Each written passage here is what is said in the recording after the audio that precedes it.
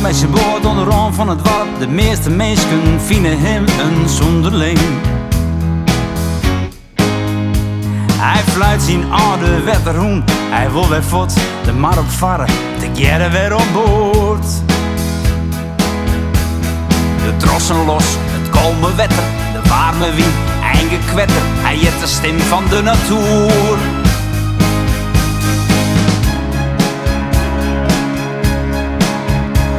Hij ziet een plak van zijn rest. De dagen vliegen hem voorbij. Waar wil hij op heen? Hij druwt maar de wegen en waait maar het zwuk.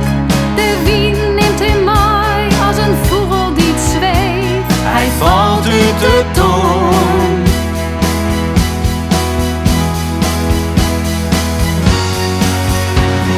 Schepen prikken poort. Schepen prikken poort. De mensen vinden hem net zo snoot. Een idioot, schepen prikken poort.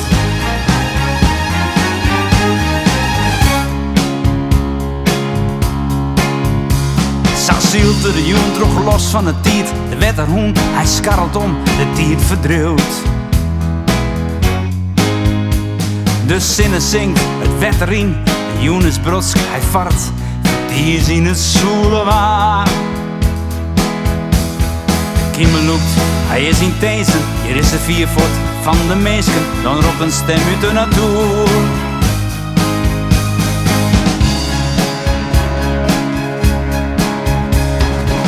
Zieke stoer aan, maar net uit verdriet. Want in holle en in het binnenleef. Je ziet ik zo vol. Ik draag op mijn basten de kooi van de dood. Die vies bij het lucht van een ster die het verbaast. Zo vind ik hem vol.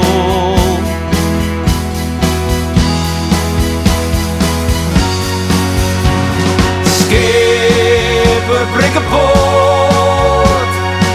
Schepen prikken poort. De mensen vinden hem net zo snoot. Een idioot, schepen prikken poort.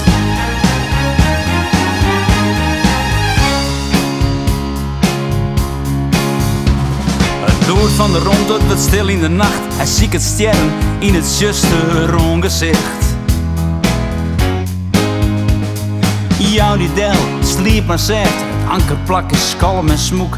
De hoen die houdt hem del. De langste joentiet kroept de nacht terug. De eerste vogels die vers jongen. En Markel shit het wetter in.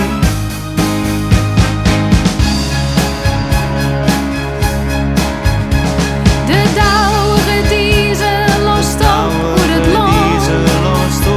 Het zinnenjocht klinkert in taal.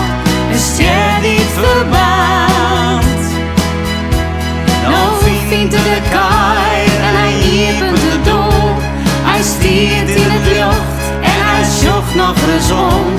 Vaarwel en ontjen. Vaarwel en ontjen. Misschien ontjen. Misschien ontjen. Schepen prikken poort. Schepen prikken poort. De mensen vinden hem net zo snoot. Een idioot, schepen prikken poort.